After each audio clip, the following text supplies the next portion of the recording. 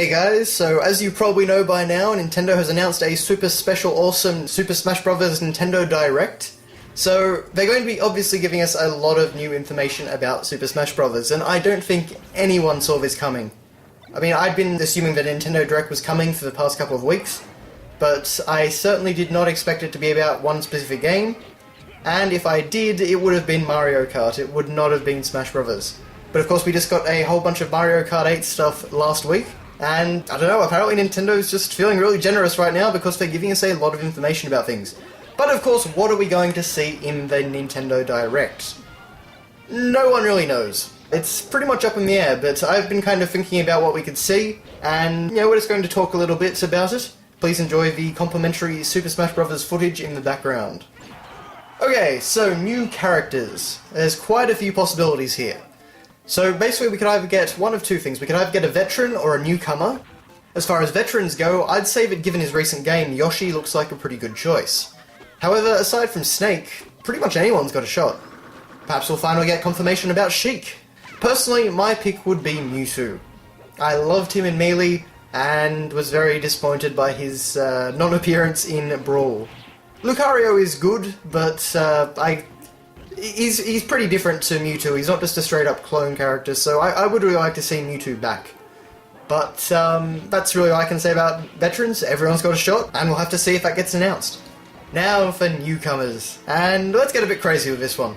So of course a lot of people nominate Pac-Man because of, well, the fact that he's a hugely important video game character, the fact that of course this Smash Bros. Game is being developed by Namco, the fact that people just want to see him, I guess.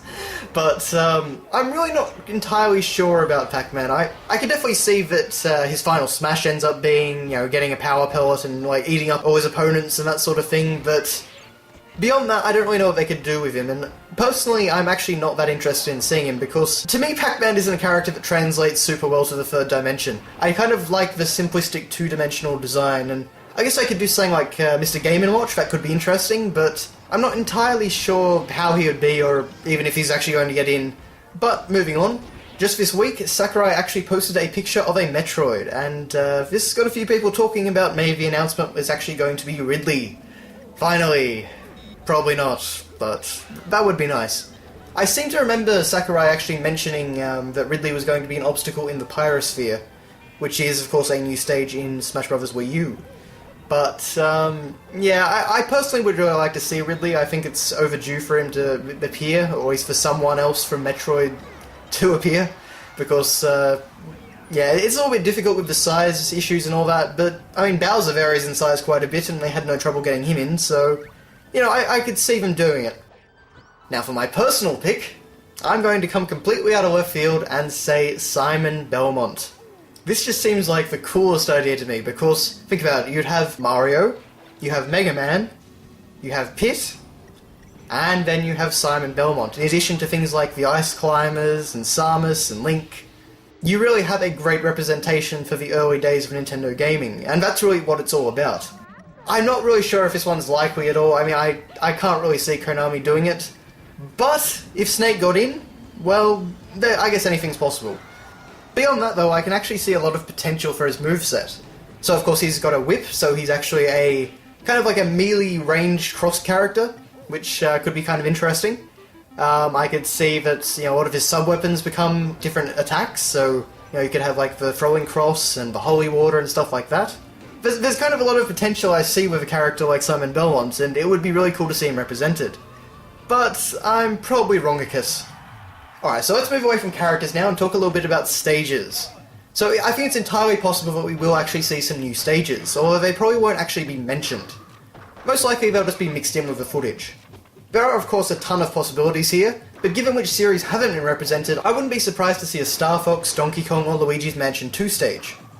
We might also get to see some more of stages like Palutena's Temple and the one that's based on the Street Pass game Find Me. Usually I like whatever they put into Smash Bros, so I'm really just interested to see what they do. Okay, so characters, stages, that's the small stuff. If we just think about this, we've got a full Nintendo Direct to fill. So I don't think that it will just be a simple character announcement or just some, another trailer or anything small like that. I actually think they're going to announce something big, and that big thing will be the single-player adventure mode. While we may not be getting the Subspace Emissary, there's nothing to say that we won't be getting some kind of special adventure mode. Personally, I'm expecting it to feature co-op, and basically be a huge evolution of Mealee's adventure mode. That just kind of seems like the natural progression to me. Subspace Emissary was kind of going off in an opposite direction. It was trying to do something kind of original with its environments and its world and things like that, and it kind of seemed counterintuitive to what Smash Bros. Is to me. Because if you think about it, you've got all these characters, all these great enemies you could be throwing in, and you use all these really kind of bland subspace creatures and things like that. I applaud them for trying something original, but Smash Bros. Is kind of a celebration of everything that's good about Nintendo. So it seems like a good opportunity to actually use all the different IPs. So my personal hope for an adventure mode is basically that we'll get, kind of like in Melee, but just far more expanded and honestly just kind of better developed and better designed. A whole bunch of stages based on, like, we get a stage based on Mario, a stage based on Zelda, a stage based on Metroid, a stage based on Kirby, and just kind of go through all the different possible realms of IP, I guess you could say.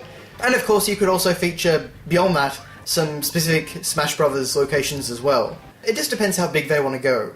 If nothing else, I do expect to see some bosses which aren't just the normal player characters. I do expect to see something a little bit like Subspace, where you had, things like Ridley, and you had a whole bunch of original bosses like Duon or something like that, I remember his name was, and Taboo and stuff like that. That's kind of what I think about adventure mode. I think it's just going to be more of a melee approach rather than the brawl approach. But we'll have to wait and see, but I'd say that is very likely to be announced, because that to me seems like a big feature that they've been keeping under wraps. Alright, so if we've still got time to fill, then I can see them discussing some multiplayer functionality. Hopefully with a big focus on online. And the reason I say that is because we all know that Smash Bros. Is awesome in local multiplayer. But Brawls Online was a little bit underwhelming, so I'm really interested to see what they do. I could definitely see them creating some interesting things such as clans and spectator modes and things like that. I really want to see how far they go with online, and I'm hoping they go far enough. And lastly, if we're really lucky, we might even get a release date for the game. And it actually may be sooner than we think. Almost every previous Nintendo Direct that was dedicated to a single game, like Pokemon X and Y, Wii Fit U, Monster Hunter 4 and Wonderful 101, has taken place only a month or two before the game's release. Now, I thought it was mad to assume that Smash Bros. Would come out before Q3 or Q4, but this has really got me wondering. Could we actually be seeing Smash Bros. Before or around E3? Well, it's certainly going to be an interesting Direct, and hopefully they meet our pretty much crazy, unrealistic expectations. I'm sure whatever they show, it will be great, and it's always a lot of fun, I think, going into a Nintendo Direct, because there's always that sense of, wow, what are they going to announce this time? And I really like the way that they're doing that. They're just kind of announcing things at random intervals and getting everyone involved watching online at the same time and things like that. I know that some people have had trouble with the Nintendo Direct streams and things. For me, actually watching the UK one, because the Nintendo Australia doesn't seem to have its own one, that's actually been fine. I haven't really had any issues with that, aside from some low quality every now and again. But yeah, I'm just really excited to see what they do, and here's hoping we all enjoy it. So thanks a lot for watching, guys, and I'll see you next time.